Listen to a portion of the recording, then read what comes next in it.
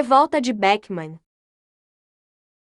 A Revolta de Beckman foi uma rebelião nativista que ocorreu no ano de 1684 e 1685. Essa revolta foi comandada pelos senhores de engenho Manuel Beckman e Thomas Beck.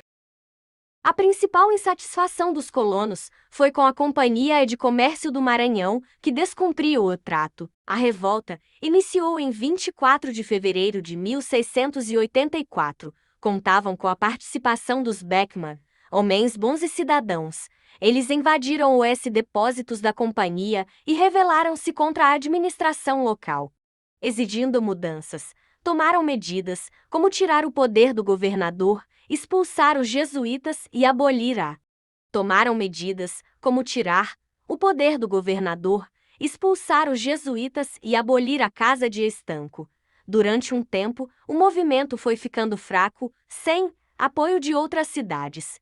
Manuel Beckman foi morto, outro governador tomou o poder e estabelecendo a normalidade. A Guerra dos Emboabas, um conflito colonial que se iniciou em 1707 e finalizou em 1709.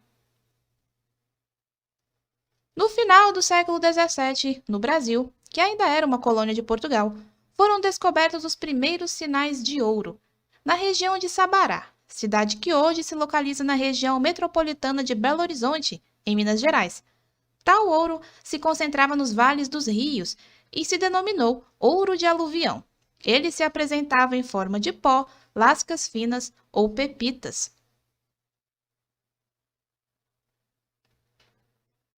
Os primeiros a chegarem na região foram os bandeirantes paulistas, que se fixaram no local e iniciaram a exploração das jazidas.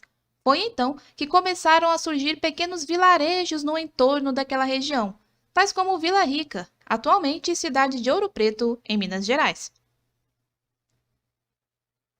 Como resultado, a notícia do descobrimento do ouro se espalhou, e logo milhares de pessoas foram atraídas para a região, vindas das mais diversas partes da colônia, principalmente da Bahia e Pernambuco, e até mesmo do Reino de Portugal.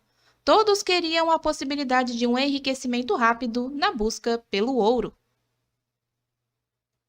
Os que chegaram depois foram apelidados de emboabas, palavra que em tupi significa aves de pernas emplumadas, o que fazia referência às botas utilizadas pelos forasteiros para proteger os pés de picadas de cobras, insetos e espinhos. Mas o fato é que os bandeirantes paulistas utilizavam a palavra na intenção de ofender, já que, de acordo com outras fontes, o termo emboaba também pode significar aqueles que invadem ou agridem. Logo, o conflito se estabeleceu, já que os paulistas não queriam dividir a exploração do ouro, e é claro que os emboabas estavam dispostos a assumir o controle da exploração das pedras preciosas. Os primeiros combates iniciaram em 1707, com a organização de expedições militares dos emboabas contra os paulistas, na intenção de enfraquecer o domínio dos bandeirantes. Em 1708, iniciou-se a luta armada. De um lado, os paulistas, liderados por Borba Gato, o guarda-mor das Minas. Do outro, os emboabas, sob a liderança de Manuel Nunes Viana. O conflito armado se estendeu por 2 anos, sendo que o confronto final ocorreu no início de 1709 e ficou conhecido por Capão da Traição, pois um grande grupo de paulistas foi encurralado pelos emboabas, que prometeram libertá-los se eles se rendessem. Porém, mesmo após a rendição, os emboabas não respeitaram o acordo e mataram mais de 300 bandeirantes paulistas. Com a derrota, os paulistas se afastaram e foram procurar ouro em outras áreas, obtendo sucesso nas regiões onde hoje se encontram Goiás e Mato Grosso, enquanto que os emboabas continuaram na região mineira. E assim terminava a Guerra dos Emboabas, que trouxe consequências bem importantes para a colônia, visto que o governo português voltou seus olhos para a necessidade de organizar a ocupação do precioso território das Minas, e então foi criada a Capitania de São Paulo e Minas de Ouro para aperfeiçoar a exploração mineral, o que resultou em um velho conhecido dos brasileiros, uma nova cobrança de impostos, como o Imposto do Quinto, por exemplo, que destinava 20% de todo o ouro extraído diretamente para a coroa portuguesa.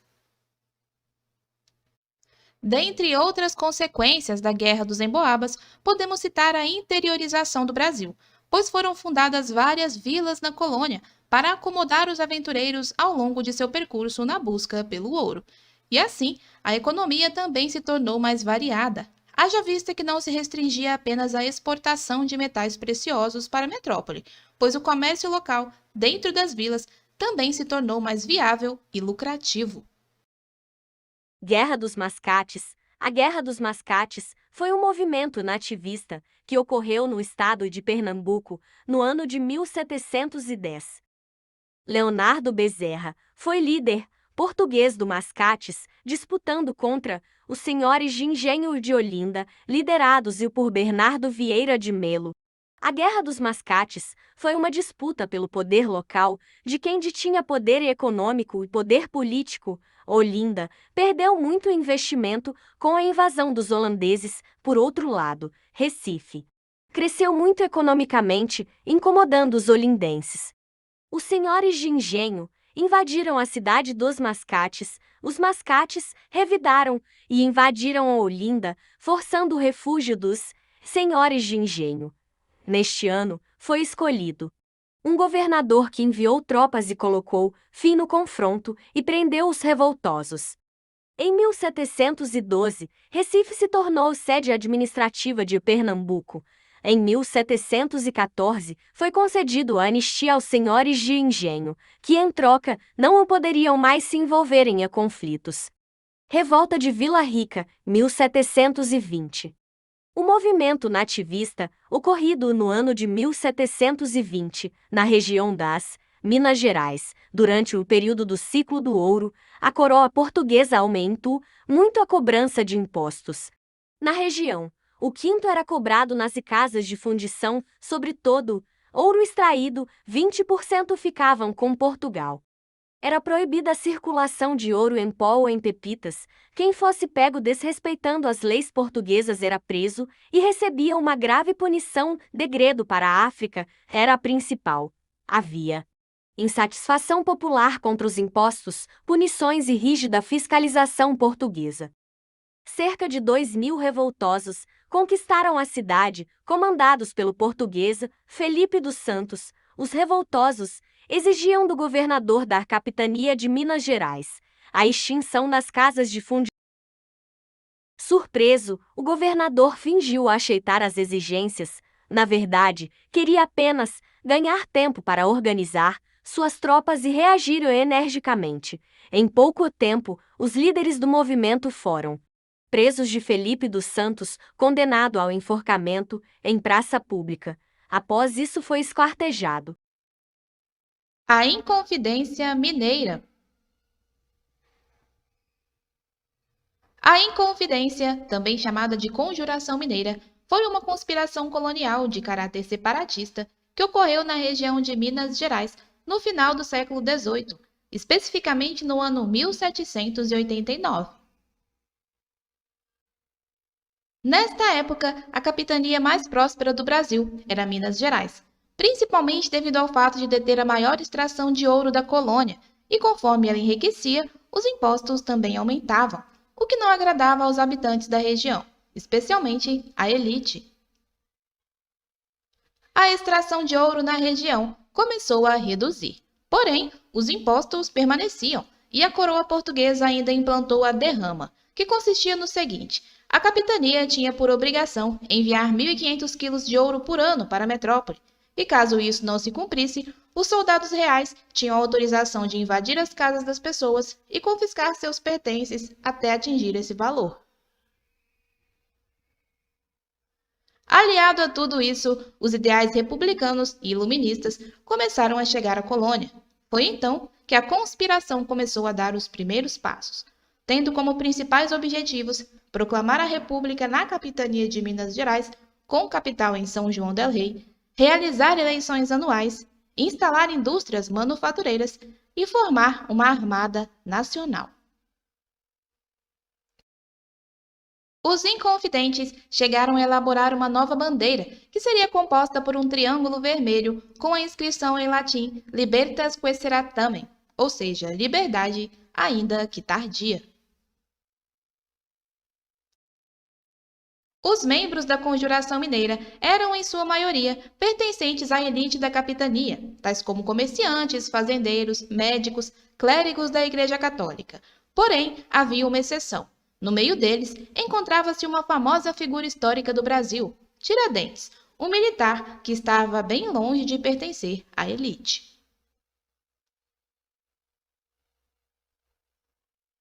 Os inconfidentes chegaram a buscar ajuda internacional, que sinalizaram positivamente, porém não houve tempo de iniciar uma revolução de fato, pois um dos revoltosos, o comerciante Joaquim Silvério dos Reis, denunciou o plano às autoridades em troca do perdão de suas dívidas com a coroa portuguesa. Como resultado, todos os membros da conspiração foram presos, julgados ao longo de 3 anos e condenados em 1792. Alguns receberam a pena de banimento para a África, outros à prisão perpétua e alguns à morte. Porém, a rainha Dona Maria concedeu o perdão a todos, exceto para um, Tiradentes.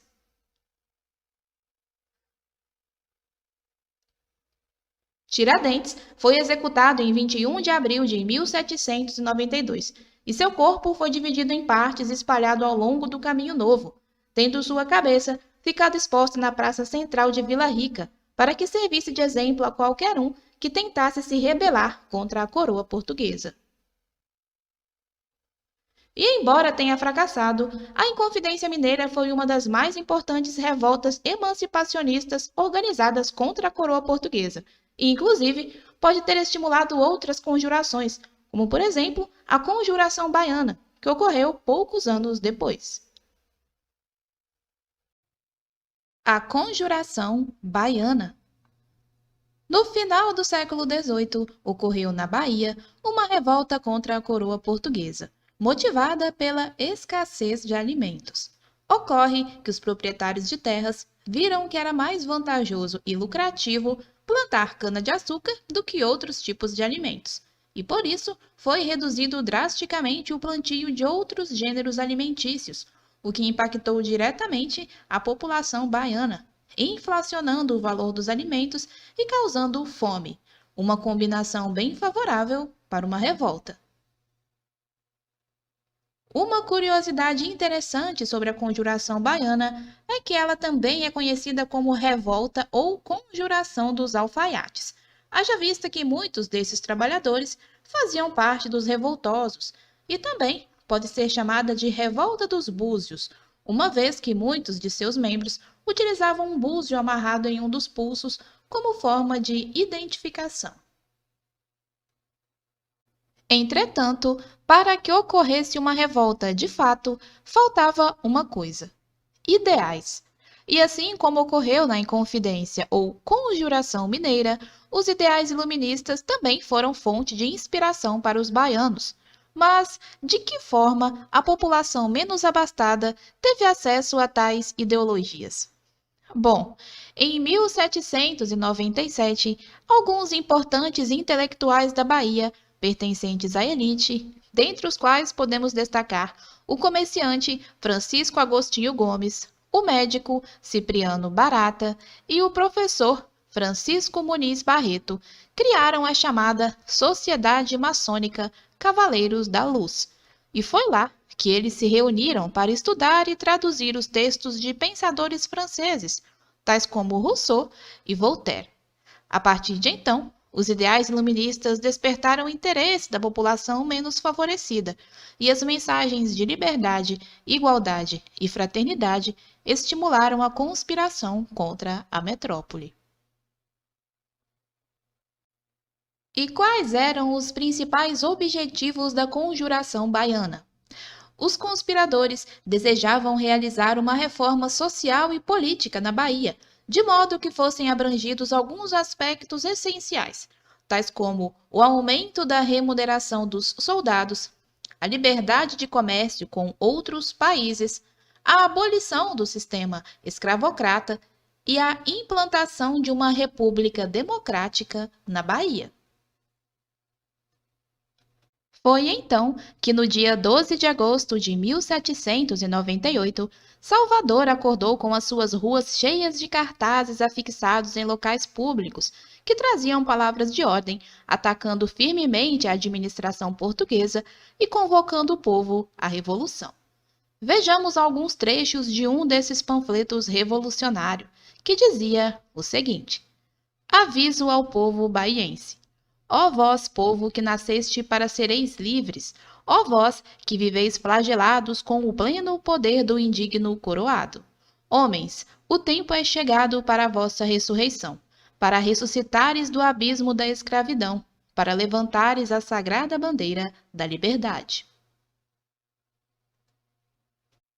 Porém, a conspiração sequer chegou a se efetivar, pois a investigação do governo foi rápida e a reação bem violenta, resultando na prisão do soldado Luiz Gonzaga das Virgens, considerado um dos líderes da conjuração. Também foram presos os alfaiates João de Deus e Manuel Faustino dos Santos, além do soldado Lucas Dantas do Amorim, sendo todos eles sentenciados à morte e executados na forca no dia 8 de novembro de 1799. Em seguida, foram esquartejados e exibidos em diversos locais da cidade de Salvador. E o que aconteceu com os membros da maçonaria e os intelectuais? Bom, alguns foram condenados a penas leves e outros simplesmente absolvidos. No fim das contas, após o julgamento e execução da pena dos acusados, o governo procurou desqualificar a conjuração e seus líderes, afirmando que a conspiração foi realizada por um povo desprovido de religião, sem cultura e desorganizado. E aqui percebemos uma realidade bem conhecida pelos brasileiros. A pena atribuída aos participantes da conjuração baiana evidencia que a balança da justiça se comportou de forma diferente ao julgar os acusados, baseando-se imperativamente na sua condição social.